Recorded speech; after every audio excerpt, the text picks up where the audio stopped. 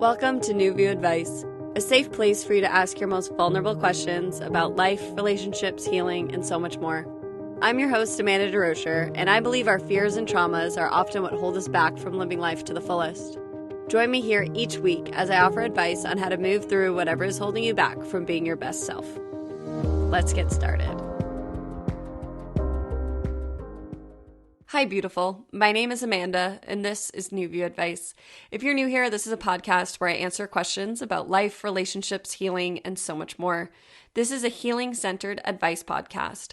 And what I mean by that is that my goal is to offer you tools and resources on how to connect back to yourself. It's my intention to help you connect back with you because I believe you have all the answers you seek. You just may need a new view along the way. Thank you for joining me for today's episode. Today we're going to be talking about comparison and what I call comparison syndrome, which is a symptom of living in a comparison culture, which is on the rise with social media. For years now, we've all been looking at each other's lives. We've been getting a peek into each other's lives through social media, and we've been comparing ourselves. I know that I do this. Oh my gosh, that person's in Greece. I want to be in Greece.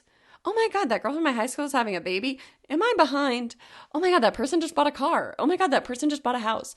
Oh my God, this person's on Instagram, TikTok, Twitter, and Pinterest for their podcast. I should be doing that. Oh my God, this person's website looks so much more professional than mine. I've been comparing myself to others for a very long time, and I've been aware of this, and I do work around this, but the past month I hit a breaking point with I just can't do it anymore.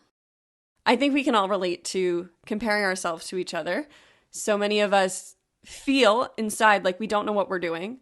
The more I talk to people, the more I realize that so many people feel like they don't know what they're doing. And when we look at social media, we find ourselves comparing ourselves to other people because we want to feel like we know what we're doing. And we're looking for guidance. And we also want to feel like we're on track and like we belong. And we compare ourselves to one another because we can feel lost and unsure. And for people who suffer from anxiety, depression, and these sort of emotions, we can find ourselves comparing ourselves to one another because we don't feel like where we're at in the present is right. So depression is usually living in the past. Anxiety is living in the future. So we're not in the present. So we find ourselves comparing ourselves to one another because we want to be in the present and we want to figure out how did that person get so happy. But we have to remember that social media is a catered look into each other's lives. So we see everybody's best moments, we don't see each other's mundane moments, and we don't see each other's worst moments. So often when people post, it's pregnancies, weddings, when they're looking their best, when they're looking good. And we compare ourselves to that because maybe we're sitting there in our pajamas and haven't showered for 2 days, and we're looking at that picture like, oh shit, that person's got their shit together. How do I get my shit together? But we have to remember, like I said, that comparing ourselves to one another is not great for our mental health. It's not healthy, and we're not really comparable.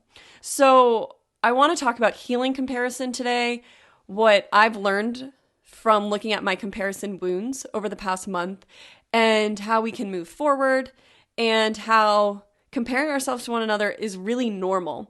So it doesn't mean we don't want to heal this, but it's really normal. So if you find yourself feeling shame or guilt or judgment over comparing yourself, know that I've been there.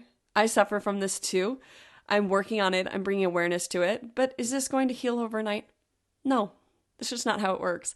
If we weren't so connected all the time, we wouldn't have all this knowledge to compare to. We wouldn't have all this data that we would compare each other to. We wouldn't even know what each other was up to. That's a little intro on comparison, but today I'm going to dive into 3 things I learned over the past month about comparison and then 2 questions. So let's jump on in.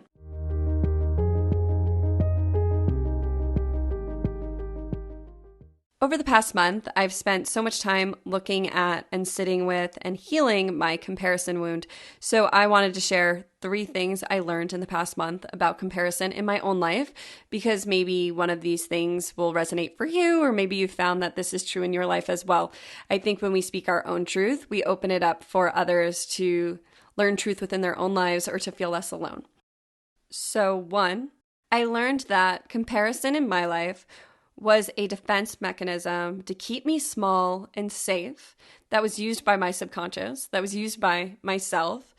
But by keeping me small and safe, it also kept me inauthentic. And what I realized over the past month through learning that this was a defense mechanism I was using was it allowed me to bring a lot of empathy to myself rather than judgment and anger, which in the past I feel like it's brought up a lot of other emotions. But by looking at it through this lens of a way my subconscious was trying to keep me safe, my ego self, it allowed me to be really empathetic with myself and to look at where this started from. So for me, comparison started in my childhood. I felt really unsafe on a regular basis, so I compared myself to everyone around me and I analyzed everyone. I was very in my head rather than my heart. And I would analyze what everybody did, said, wore, and I would cater myself to fit a mold that I thought other people would like. So in my childhood, I was very good at acting different in different environments. So I could be funny in the funny group. I could be gossipy in the gossipy group. I could be quiet with the people who wanted me to be quiet. I knew how to mold myself to my surroundings because I was constantly comparing myself to everyone around me and what they were doing. And this was a defense mechanism. For me, since I felt so unsafe in my childhood, I did not feel safe being myself. I thought that was what created the traumas I experienced. So by comparing myself and putting myself in a mold, I was able to keep myself safe. I was able to keep myself small and in the background because that's always what I wanted. So for me in my childhood, I just wanted to fit in so bad. I just wanted to blend in. I did not want to be noticed. I wanted everyone to just be like, oh, Amanda, she fits in. That was my goal because I was so anxious all the time that I was dying to fit in. But the truth is, as much as I tried, I never felt like I fit in because I wasn't authentic, so it was always a little off. I was always a little fake. I feel like people could pick up on that because I really wasn't being true to myself. So what I realized was this defense mechanism that I've been using today went all the way back to my childhood. So I brought a lot of empathy, a lot of healing. I sat with my inner child. I had a few memories come up around comparison that I healed, and how I heal that is I allow the emotions to move through me. So there were a few memories I had that were sitting in my body that I just had to cry about, that it was so sad that as a child, I didn't feel like I could be myself. It was so sad that I felt like I needed to fit in, that I felt like it was so unsafe to be different. So I changed everything about myself. And that was really sad. So I sat with that and I healed that. And I allowed my inner child to come forward and tell me things she had to say. And my inner child told me that she doesn't want to do that anymore. So that was really healing for me. 2, I realized comparison blocks joy and creativity. So when we are comparing ourselves to others, we are not in connection with our highest self. We are not in connection with those higher vibrational emotions, such as joy, creativity, love. Instead, we are in a lower vibration.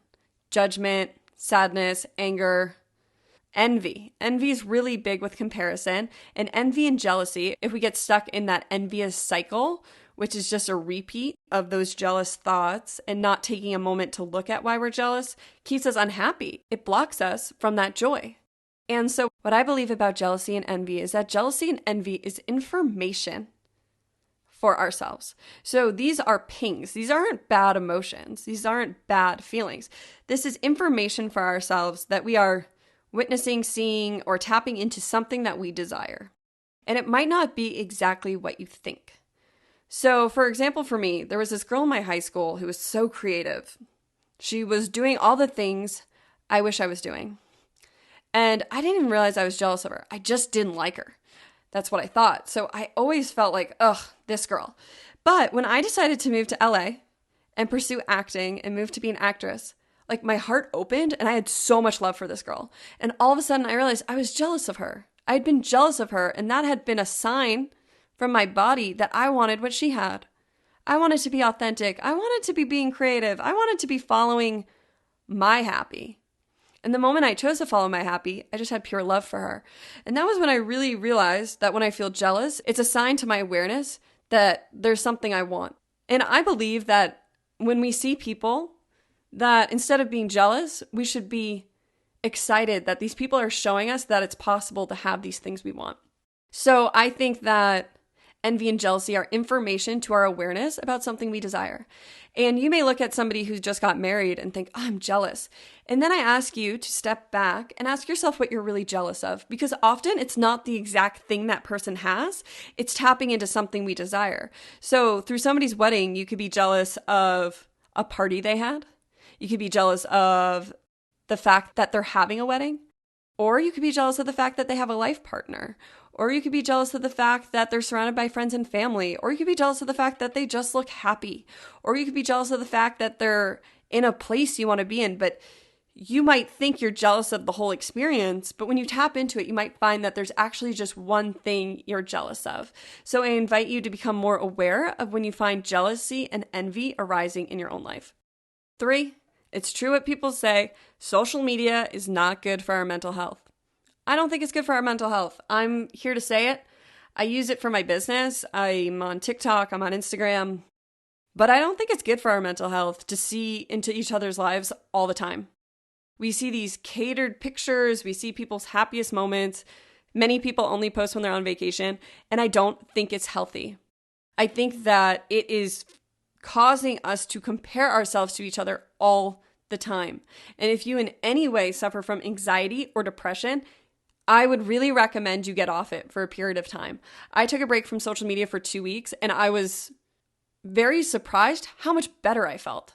I just felt more like myself. I just had those background thoughts leave, because that's what I realized comparison was causing in my life at this time, was a lot of background noise, a lot of you should be doings, because I was looking at other people with businesses similar to mine and seeing what they're doing. And I was like, oh my God, you should be doing all these things. But when I checked out of that background noise went away and I was able to listen to myself and what I needed to be doing. Because I'm very intuitively guided. I follow my higher self.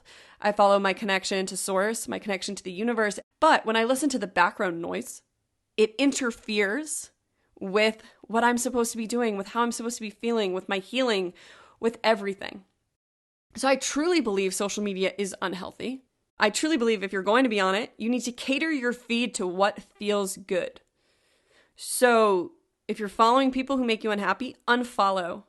Mute if you really can't unfollow them, but I recommend that you cater it to what feels good, because just as people cater their feeds to show us into what they want us to see from their lives, you should cater your feed to what feels good and what you want to let into your life. But the more that makes you jealous, check out of it. Check out of it. You don't have to analyze everything that makes you jealous either right away. Maybe analyze one thing, but if you're not even ready for that yet, just check out of it and check into yourself. Social media takes us out of the present moment and starts a thought patterns of what if, or what am I doing? I'm not doing what I'm supposed to be doing. So many of us can feel lost. Social media can be such a time suck. The amount of time we spend on social media, think of everything else you could be doing with your time. Do you want to start a business? Do you want to read books? Do you want to start a project? Do you want to bring something new into your life? All that requires time and work. That is what I've learned through this podcast, that anything we want in life is a lot of work. And we think things should just be handed to us. And when we're on social media, we see people's lives and we think things were just handed to them. But the truth is people work really hard, or people have teams of people helping them. And we cannot compare ourselves to other people. So it's so important that we take breaks from social media. I am so passionate about that this month because it was so eye-opening to me. It's so important that we take time to check out from social media. So at least that's what I learned in my own life, and I'm a huge believer in it. And if social media in any way is causing you any negativity, any hard feelings, any unhappiness, I recommend you take a break. Take a week off. See how you feel. And I noticed I was anxious and I was looking for it. That's the sign of an addiction. I was addicted to my phone. And by checking out, I was able to reset and start a new relationship with social media and my phone. And it feels so much better for me and much more aligned with myself. So that's my soapbox about that. And those are the 3 things I learned about comparison. I learned some other things, but those are the 3 things I wanted to share. And I'll talk more about what I learned throughout these 2 questions about comparison as well.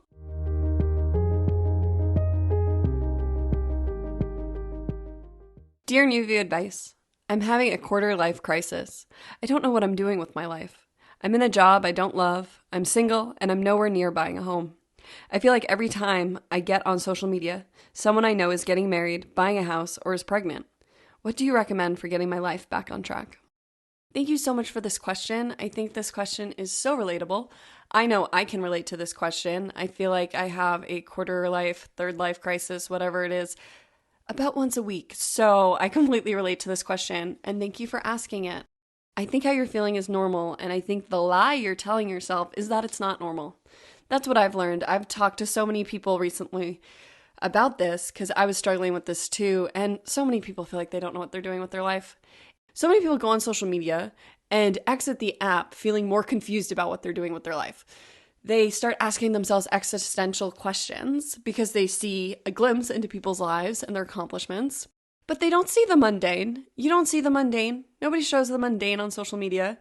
And people don't often show the bad.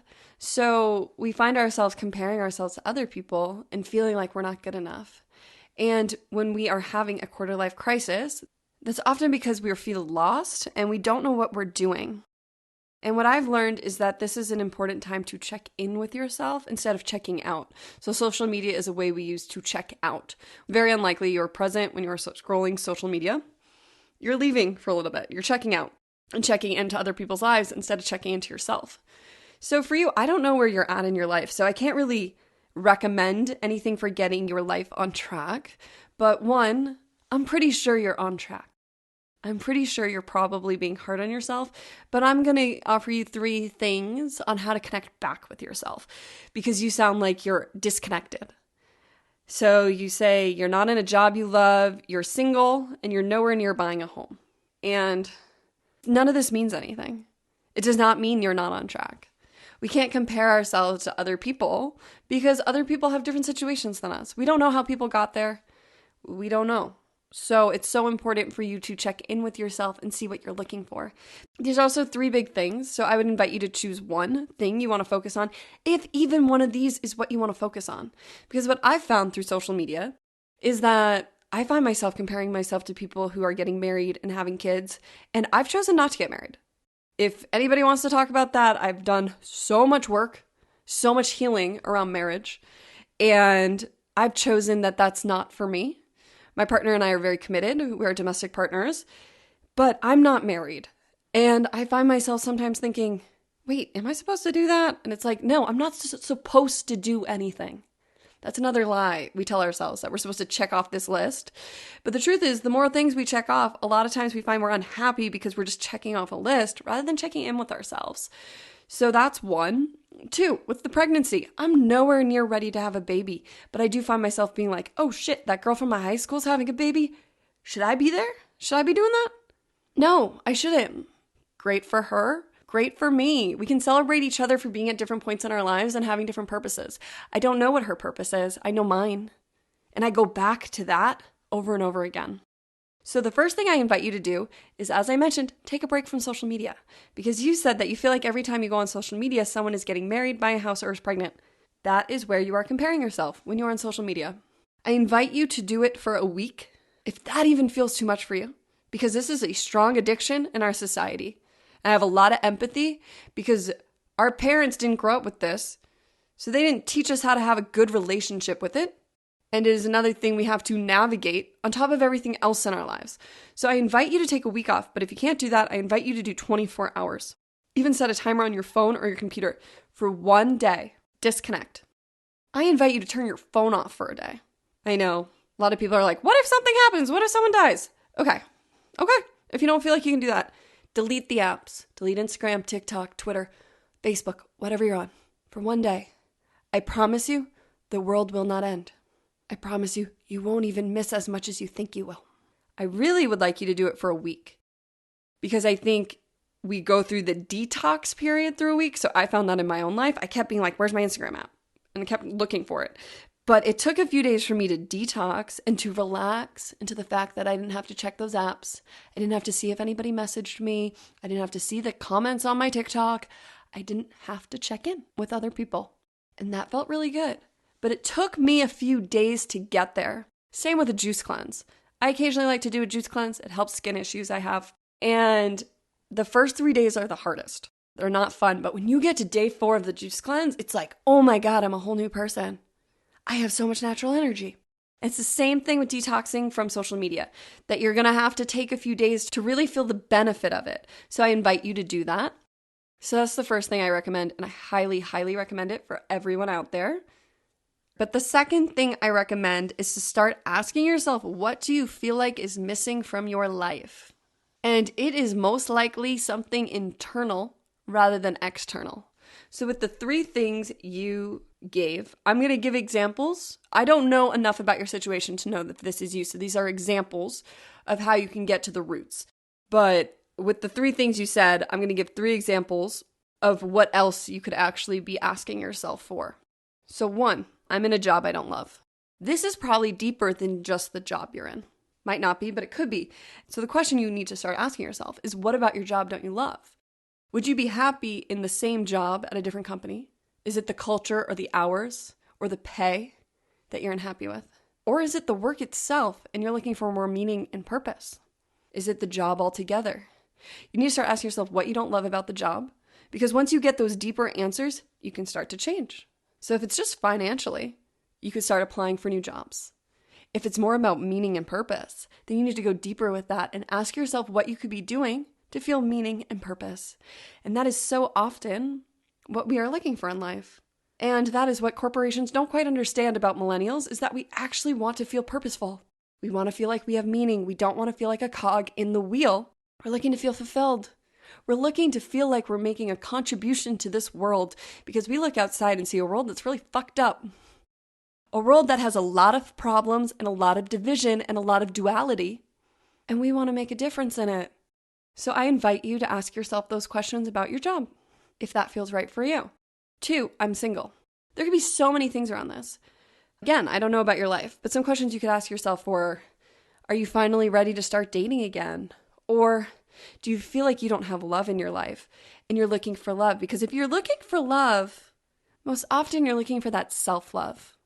So you could be looking for self-love, or you could be in a really self-loving place, and you could be looking to bring a partner into your life because you've done a lot of healing around relationships. I don't know, but there's so much to explore there. And being nowhere near buying a home. Why do you feel like you need to buy a home? Do you feel ready to buy a home? Do you want to buy a home? Because then maybe you need to start looking into how you could financially save in order to be able to buy a home. You need to start asking yourself deeper questions, but when we get caught in the comparison mindset, the comparison syndrome, we just say all these things like, oh my God, I don't have a job I love, I'm single, I'm having a quarter-life crisis. But the truth is, the only one who can change your situation is you. And these are big questions, so they're not going to happen overnight. So you could start exploring and diving into these today. So I don't know how old you are, but there's a book called The Defining Decade, which is about your 20s and the importance of your 20s. And I didn't do anything this woman recommended, so I'm only recommending this book for people if they're in their 20s, because what I did find so important about this book is that it's about bringing intention to your 20s.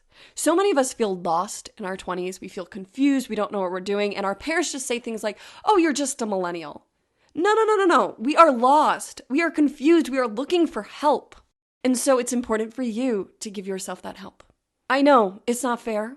You can listen to episode 17 about why I don't think life is fair. So it's important for you to start bringing attention to your life and start healing yourself, because so many of us feel lost because there's a lot of healing to do and we're not taught how to do that. We also feel lost because we know that what our parents did or what we see other people doing is what we're quote unquote supposed to do, but not what we want to do. I had to let go of all those beliefs. Let me tell you, I went through so much healing around marriage, letting that go, that wasn't for me, that I'm not going to get married. That's just not what I've chosen. I have a loving, committed partnership, but marriage isn't for me. And I had to come to that on my own, because I had to come to what marriage meant, what a partnership meant, what love meant, what a union was, and why I thought marriage would give me what I was looking for. That took a lot of work. I'm going to tell you, it took me 1.5 years to let go of marriage. That I just invite you to start exploring yourself, and instead of falling into the comparison and the crisis mode, which trust me, I fall into this all the time, is to start asking yourself what you want and start taking responsibility for your life.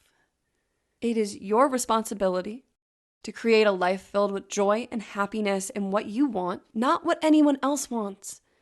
And in order to let that comparison go, You have to become so self-loving and have so much self-care. And self-care isn't always just a bubble bath. Sometimes self-care is allowing yourself to cry and let go of the programming and the beliefs that have been placed on you by your parents, by society, by teachers. Sometimes it's allowing yourself to realize that you're going to have to do something really fucking scary. You're going to have to do something really hard and you don't want to do it. And sitting with yourself and loving yourself and cheering yourself on is self-care and self-love. We don't always look at self-care that way. We don't always realize that life is going to be hard. So many of us had the steps handed to us of what we were supposed to do. Go to class, get good grades, graduate high school, go to college, get a job, get married, have a kid, buy a house. And I think a lot of us in our 20s are starting to check in and realize that that's not exactly what we want. Or maybe not in that order, or maybe not yet. And so it's so important for you to check in with yourself and to start cultivating a really good relationship with yourself. Because I have found healing comparison involves a lot of self-love and a lot of self-care, as I mentioned.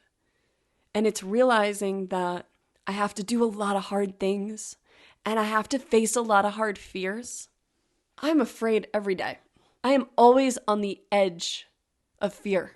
But I've also learned that being on the edge of fear is being on the edge of vulnerability. And what I've learned is that when we take those steps, when we face our fears, when we do things for us that are authentic to us, that feel good to our hearts, we are led places better than we imagined. That by listening to ourselves and not others around us, that we are able to embrace life in a new way and we're able to do hard things. I love when Glennon Doyle says we can do hard things. And it's your job to cheer yourself on. And it's your job to parent yourself and to give yourself encouragement and love and to allow yourself those vulnerable moments and to hold yourself in self-love.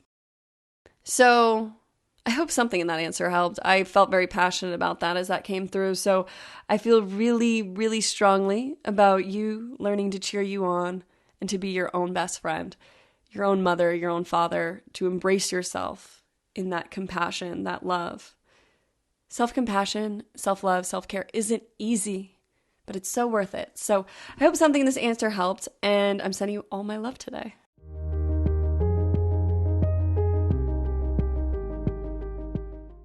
Dear New View Advice, I dream of starting my own business. I lost my job during the pandemic and started thinking that I should finally make this dream a reality. The problem is, so many people do what I want to do. I spend so much time following these people on social media and seeing what they do. I know I could teach this stuff too, but my mind bounces from if they can do it, I can do it, to they're already doing it, who would ever listen to me? Any advice on how to move through these fears? Thank you for this question. This is something I can completely relate to. This is thoughts and comparisons I've been having over the past 6 months since starting this podcast. So thank you. I think so many people can relate to this. And I also love that you're on the edge of that vulnerability. You're on the edge of starting something new and you're seeing all these fears arise. And I want you to know that that's normal. When we make big life transitions, we will find that our fears will go rampant because it's our safety mechanisms within us telling us, slow down, caution, danger ahead. Whoa, whoa, whoa. We've been doing the same routine for the past 5 years and you want to what? Here are all your fears. And when you look at each of those fears, you realize they're just there to keep you safe. I recently viewed my fears as roadblocks. And as I'm on a path, and when momentum starts to gather and we're really close to making that next leap of faith, the roadblocks appear. Those are your fears saying, are you sure? Are you sure you want to do this? Are you sure? And what I have found is that the less judgment we have, and the more curiosity we bring in. So we become curious about these fears. Where did this originate from? If one's especially paralyzing, we're going to want to sit with it, bring empathy to it, and ask ourselves why this fear exists. And so often our fears are, as I've mentioned, roadblocks and safety mechanisms. So our fears are there to keep us safe. So isn't that a beautiful way to bring empathy to yourself? That you're just trying to keep you safe? You're just trying to keep you out from danger? And you just have to talk to you and reassure yourself that you are safe, that it's time for you to take a leap of faith. So I love this question. I find that whenever I'm on the edge of my vulnerability, whenever I'm on the edge of doing something new, I have so many fears arise. For example, before I started this podcast, I had so many fears. And then I released my trailer and I had like a mental breakdown. And then I realized that was it. People saw me. People heard my voice. That was it. That was the most of it. Really wasn't that scary. I'm okay. I'm still safe. And now that I'm looking into starting a course in January that I mentioned on my last episode, but if you didn't listen, I'm going to do a Dry January course where we heal our relationships with alcohol, and it's for anybody who's sober for a really long time, or somebody just sober curious, or somebody just looking to be sober for 30 days. And we're going to go through this journey together. And I find so many fears arising. Who would listen to me? I've only been sober for X amount of months. Who wants to heal their relationship with alcohol? Is anybody going to sign up? I have so many fears arising. But what I've realized is, like I said, these fears are there to keep me safe. And so what I do to move through these fears are a few things. And so one, which I invite you to do, is to voice these fears out loud. So I find that sometimes if I just say these fears out loud to myself or to someone else, so a therapist or a safe and trustworthy person, such as my partner or for me, my mother, it can be so freeing just to hear myself say these fears to someone, because in that moment, you hear how small it usually is or how untrue it is. So for me, one of my fears around starting this course is that people are going to hate me. How did I get from starting a sober course would mean people hated me? They don't correlate. That's not going to happen. If people don't sign up, it doesn't mean they hate me. It means it's not for them. They're not interested. That's okay. Those aren't my people. But saying that out loud brings to my awareness that that fear is just a fear in my head there to keep me safe. Because one of my biggest fears is that everybody's going to leave me. So I think that anything new I do will cause everyone in my life to leave me, which is absurd. But that's something that arises for me a lot. So I sit with it and I assure myself that I'm safe and that I'm always going to be here. I'm always going to be here for myself. I've got my own back. We are so much more supported than we give ourselves credit for. You're never alone. You have your own back. And you have God. God is always there for you. God is always cheering you on. The word God makes you uncomfortable. The universe is always cheering you on. The quantum field is always cheering you on. Source is always cheering you on. Life is always cheering you on. Life wants you to live up to your greatest potential. And it sounds like you dream of starting this business. And I find that dreams are a sign of something we want to bring into this world. I believe any dream we have can be manifest. I have a friend, Erica Warnick. She's a Hollywood success coach. She has a book, Meant for This, that I recommend for anybody with a dream who's afraid to pursue their dream. Her book is not just for Hollywood people. It's about how all dreams are possible and how so many of us have these roadblocks you've talked about. So I recommend that you check out her book if that sounds like something that would interest you. So as I mentioned, 1, saying your fears out loud. 2, Meant for This by Eric Warnick. 3, I want you to flip your script. So you're falling into your thought patterns around your fears. And what I want you to do is write down all your fears around starting a business and to write the sentence in an affirmation and take this fear and to flip it to its opposite and write an affirmation that would serve you. So for example, with my fear that everyone would leave me and everybody would hate me if I started a course, I can flip this to, I am attracting the people who are meant for me into my life as I follow my divine guidance. For you, it sounds like, why would anyone ever listen to you? You could flip this to, every time I step into my new business, I am aligned with my divine purpose. Every time I pursue this dream of starting a new business, I am showing up for those who are meant to hear me. It sounds like you could have a fear of not being good enough. And so I am not good enough to start this business, to I am excited to share my gifts with the world. Every time I share my gifts with the world, I am blessing the world. Or out of a fear of showing up, right? I honor my heart with every step I take towards this new business. Every time I show up to my dreams, I am modeling to others that they can follow their dreams. So there's so many different affirmations you could do, but I invite you to write down your fears and to flip the script. So to write the opposite and to write these fears and turn them into affirmations that can support you along your journey. And I just want to bring in the fact that you've been comparing yourself to other people on social media and how this is so common. We all do this, but we all have to stop doing this because your authentic gifts aren't going to look like anyone else's. Your business isn't going to be the same as anyone else's. 10 people could start a t-shirt company and every t-shirt is going to be different. They're not going to be the same. And I learned this through writing. I'm working on a Christmas movie, right? 10 people could be working on Christmas movies. They're all going to be different. We could even each be given the same premise, so the same log line, the same setup.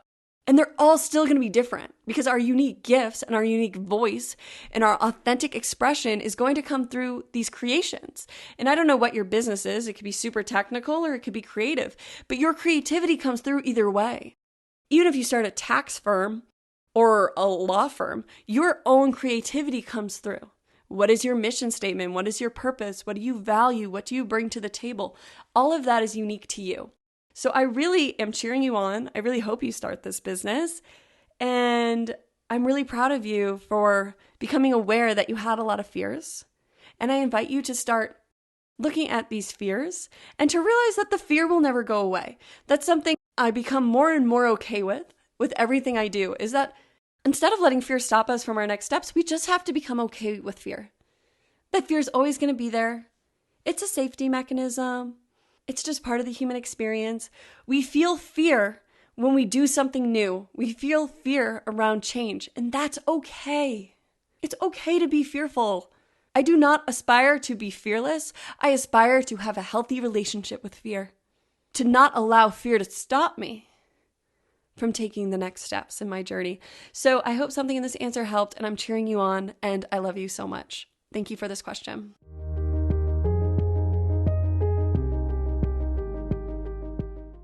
Thank you so much for tuning in to another episode of New View Advice. I'm so grateful to everyone who tunes in and is as passionate about the healing journey as I am and is dedicated to doing the inner work. So thank you so much. I just wanted to do a quick resource roundup, which I like to do at the end of each episode to sum up the resources and tools I recommended for moving forward with comparison and healing your relationship with comparison. So 1, we talked a lot about social media today. I invite everyone to do a social media break. 2, I invite you to start looking at your comparison and becoming curious about this comparison in your life. What it's trying to tell you, if it's trying to tell you anything, and becoming aware of how you feel around that comparison. How do you feel when you're in comparison mode? Do you feel jealous, angry, sad, depressed, anxious? Become aware of your relationship with comparison. 3, I invite you to look into and possibly read The Defining Decade. This is especially if you're in your 20s. If you're older than that, it might not be a good fit for you. 4, I invite you to speak your fears out loud to someone, or your judgments or your thoughts around comparison out loud to a trusted family member, trusted friend. I invite you to invite your friend to do this with you as well, or a therapist if you have one, and to speak these fears out loud. There's so much healing that happens when we are seen in our vulnerability, seen in our fears. This is a big teaching of Brené Brown's. 5, I invite you to read Meant for This by my friend Erica Warnick. It is a great book to help you look at your fears and blocks around pursuing your dreams. And I invite you to flip your fears. So to write down your fears and to write affirmations to help you flip your mindset, change your mindset. Thank you so much for tuning into another episode of New View Advice. I am so grateful and happy every time we get to connect across the heart waves. If you haven't already, I invite you to leave a rating and a review of the podcast on Apple Podcasts. I'm hoping to reach 30 reviews by my 30th birthday, and that is the first week of November. So if you feel called, I invite you to scroll to the bottom on Apple, or if you have an iPhone, to open the Apple Podcasts app. Apple's the only one that does reviews right now. And to scroll to the bottom of the New View Advice page and to leave a 5-star rating and a review. That would mean so much to me and would be a beautiful birthday present.